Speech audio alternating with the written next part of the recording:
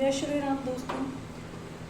आज जो इस विषय के ऊपर हम बात करेंगे उससे हम सब परेशान होते हैं। ऐसा बोल दिया जाता है कि फीमेल्स इससे ज़्यादा परेशान होती हैं, लेकिन ऐसा नहीं है। मेल्स भी इससे बहुत परेशान होते हैं। क्या है ये परेशानी? ये है मूड स्विंग्स को लेके।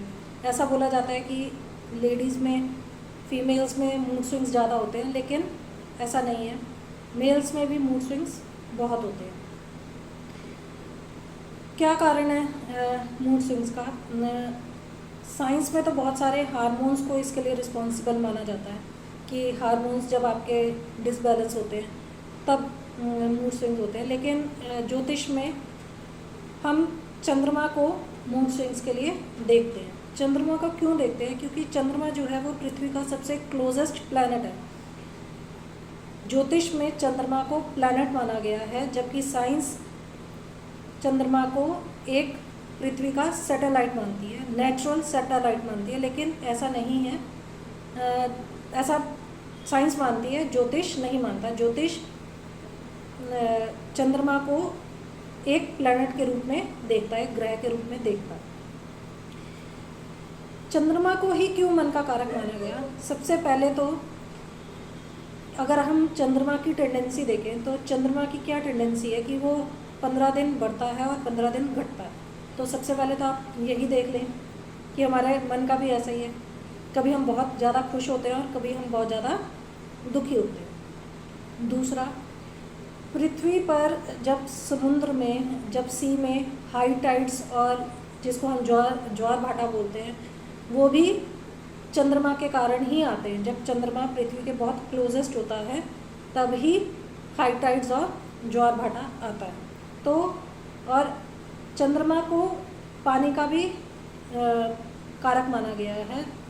जो हम पानी देखते हैं वो भी हम चंद्रमा से देखते हैं। और जैसा हमको पता है कि हमारी बॉडी जो है वो 70% तक पानी से बनती है, और पानी को भी जो रूल करता है प्लैनेट, वो चंद्रमा ही करता है। इसलिए जो हमारे अंदर अप डाउन्स होते हैं, जो हमारे कभी हमारा मन, वो गाना है ना, आज मैं ऊपर आज मैं नीचे वाला, वो वाला हिसाब किताब होता है। तो चंद्रमा को माना गया। अब चंद्रमा से ही बहुत सारे कुंडली के अंदर दुर्योग बनते हैं। उनमें से सबसे जो महत्वपूर्ण दुर्योग है वो है केमिंद्रुम योग। केमिंद्रुम योग क्या है? जब चंद्रमा के एक घर आगे और एक घर पीछे और साथ में चंद्रमा के कोई भी प्लैनेट नहीं हो, राहु, केतु और सूर्य को हम इसमें नहीं लेते हैं। अगर राहु केतु चंद्रमा के साथ बैठे भी हैं तो हम नहीं कंसिडर करेंगे, हम इसको केमिंद्रुम योग ही मानेंगे। तो इसको आप इस तरीके से देख सकते हैं, जैसे अगर हम अकेले होते हैं, हमारे मूड स्विंग्स कब होते हैं या हम ओवर थिंकिंग कब करते हैं?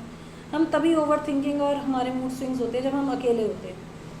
जब अगर हमारे साथ कोई बातचीत करने वाला होता है या हमारे आसपास कोई बैठा है तो हम उससे इन्वॉल्व रहते हैं, तो हमारा मन एक डायरेक्शन में लगा रहता है। लेकिन सेम यही होता है, अगर केमिंद्रुम योग हो तो आपका मन कहीं पे भी चला जाता है, और जैसे ही आप अकेले बैठेंगे तो आपको बहुत सारे थॉट्स, बहुत सारे विचार आएंगे, और उन्हीं के कारण आपके अंदर मूड स्विंग्स होंगे। फिर चंद्रमा, अगर किसी भी चंद्रमा के ऊपर किसी भी शुभ प्लैनेट की दृष्टि नहीं होगी। शुभ प्लैनेट कौन से माने गए हैं? गुरु, बुध और शुक्र, इनको शुभ प्लैनेट माना गया है। अगर इनमें से किसी की दृष्टि नहीं होगी तब भी मूड स्विंग्स बहुत ज़्यादा होंगे। ऐसे में अगर इनकी दृष्टि होगी तो आपको ज़्यादातर जो है पॉजिटिव थॉट्स आपके माइंड में आते हैं। अगर ये साथ में बैठ जाए चंद्रमा के, या चंद्रमा से केंद्र में बैठ जाए, या चंद्रमा के ऊपर इनकी दृष्टि हो। दृष्टि कैसे होगी? शुक्र और बुध की तो 7वीं दृष्टि होती है, मतलब कि वो 180 डिग्री सामने बैठेंगे चंद्रमा के, तब होगी। और गुरु के पास क्योंकि 3 दृष्टियाँ होती हैं, 2 एडिशनल दृष्टियाँ होती हैं, तो एक चंद्रमा से 5वें घर, 7वें घर और 9वें घर, तब भी गुरु चंद्रमा को देखता है, तो ये भी एक प्लस पॉइंट हो जाता है। तो ऐसे में आपके जो मूड स्विंग्स होते हैं उसमें थोड़ा सा कंट्रोल हो जाता है। चंद्रमा के साथ अगर सूर्य बैठ जाए तब अमावस्या का दोष बन जाता है। ऐसे में भी व्यक्ति को बहुत ज़्यादा मूड स्विंग्स होते हैं, क्योंकि उस समय चंद्रमा जो है वो अपनी पूरी पावर एक तरीके से खो देता है। अमावस्या के पास में जब होता है तो वो अस्त हो जाता है, क्योंकि सूर्य से मोस्टली प्लैनेट्स अस्त हो जाते हैं, जैसे हमको पता है राहु केतु को छोड़ के। तो ऐसे में भी मूड स्विंग्स ज़्यादा होते हैं। पूर्णिमा का जिनका जन्म होता है उनको भी मूड स्विंग्स बहुत होते हैं, क्योंकि उस समय जबकि उस समय चंद्रमा के पास बल पूरा होता है, क्योंकि वो 180 डिग्री सूर्य के सामने है, लेकिन मूड स्विंग्स बहुत होते हैं। ऐसे में बहुत सारे विचार आते हैं। इसीलिए चंद्रमा के साथ बोला जाता है कि कोई प्लैनेट या तो बैठे या उसके एक घर आगे या एक घर पीछे कोई ना कोई प्लैनेट होना चाहिए। तो ये बहुत बढ़िया रहता है अगर चंद्रमा के आसपास कोई रहता है। नहीं तो फिर वो वही वाली बात हो जाती है चंद्रमा के साथ कि जैसे एक बेलगाम घोड़ा होता है, वो भागता रहता है ना, वो वाला हिसाब किताब हो जाता है। और इसीलिए मूड स्विंग्स होते हैं। और चंद्रमा का स्वभाव मैंने जैसे आपको बताया है कि उसको घटना और बढ़ना उसकी टेंडेंसी है। और चंद्रमा अगर आपके लग्न में बैठा है, लग्न यानी कि जहाँ पे कुंडली में 12 भाव होते हैं और जो मेन हाउस होता है, ग्राफिक्स में आपको शो कर दिया जाएगा, अगर वहाँ पे आपका चंद्रमा बैठा है तब भी आपको मूड स्विंग्स बहुत ज़्यादा होंगे। वो इसीलिए होंगे क्योंकि तब आपकी पर्सनैलिटी के अंदर घटना और बढ़ना जुड़ जाएगा।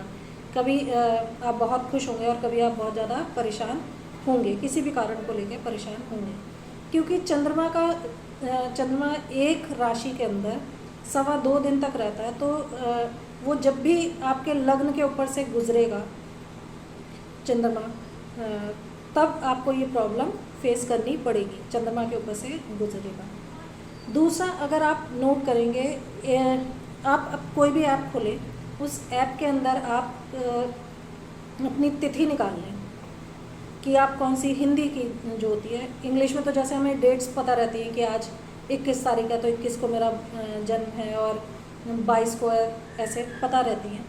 लेकिन जो हिंदी कैलेंडर होता है, हिंदी कैलेंडर में तिथि दी रहती है, वो आप तिथि नोट करें अपनी। जैसे पूर्णिमा का जन्म है या आपका अमावस्या का जन्म है या तृतीया तिथि का है, नवमी तिथि का है, ऐसे आप नोट कर लें अपने ऐप में, अपनी डिटेल्स डालेंगे तो आ जाएगा। तब आप देखेंगे जब भी वो तिथि होगी और उसके ऊपर से चंद्रमा का गोचर होगा, तब आपको मूड स्विंग्स बहुत होंगे। तो जो मेन कारण होता है वो चंद्रमा के घटने बढ़ने से, आपकी तिथि के आसपास जब चंद्रमा गोचर करेगा उसके ऊपर से, या कुंडली में जहाँ आपका चंद्रमा बैठा है, जैसे चंद्रमा आपका सेकंड हाउस में बैठा है, तो सेकंड हाउस से जब चंद्रमा का गोचर होगा तब आपको मूड स्विंग्स बहुत होंगे। अगर आपके जैसे आपके सेकंड हाउस में चंद्रमा बैठा है, वहाँ से 8वें भाव में जब चंद्रमा का गोचर होगा तब आप अपने आप को डिप्रेस्ड महसूस करेंगे। ये मैंने ऐसा बहुत देखा है। ऐसे जब 8th हाउस से गुजरता है आपके चंद्र राशि से, चंद्रमा जब 8th हाउस से गुजरता है तब भी डिप्रेशन या मूड स्विंग्स बहुत ज़्यादा होते हैं। तो ये तो सारे कारण हो गए कि मूड स्विंग्स क्यों होते हैं। अब इसका उपाय क्या है? सबसे सिंपल उपाय जो है वो कोई करता नहीं है और वो कोई करना भी नहीं चाहता, क्योंकि वो बहुत मुश्किल है। इसका सबसे, जबकि इजी होते हुए भी बहुत मुश्किल उपाय है, सबसे इजी उपाय इसका यही है कि आप मेडिटेशन करें। और मेडिटेशन एकदम से आप ये मत सोचें कि भाई मैं आज ही 1 घंटा मेडिटेशन कर लूँगा। आप 2 मिनट से स्टार्ट करें। 2 मिनट शांति से कहीं पे भी, घर का कोई भी ऐसा कोना जहाँ पे आपको बहुत अच्छा लगता है, अपने घर के किसी भी कोने में, या अगर आपको पार्क में अच्छा लगता है या आपको कहीं नदी के किनारे बैठना अच्छा लगता है, तो वहाँ पे जाके 2 मिनट के लिए आप शांति से बैठें। जो भी आपके मन में विचार आ रहे हैं आने दें, मेडिटेशन करें। अगर आप ये नहीं कर सकते तो आप शिव जी को रेगुलर जल चढ़ाएं। ये भी मूड स्विंग्स के लिए और चंद्रमा का सबसे अच्छा उपाय है। ये दो हैं। एक पूर्णिमा के चंद्रमा को भी देखना बहुत अच्छा माना जाता है, उससे भी मन को बहुत पॉजिटिविटी मिलती है। ऐसा बोलते हैं हम लोग कि चंद्रमा का बलि होना अच्छा है, लेकिन चंद्रमा का जब ज़्यादा बलि भी हो जाता है चंद्रमा, तब भी प्रॉब्लम होती है, वो भी प्रॉब्लम क्रिएट करता है। तो आज के लिए बस इतना ही, फिर मिलेंगे किसी नए विषय के साथ, तब तक के लिए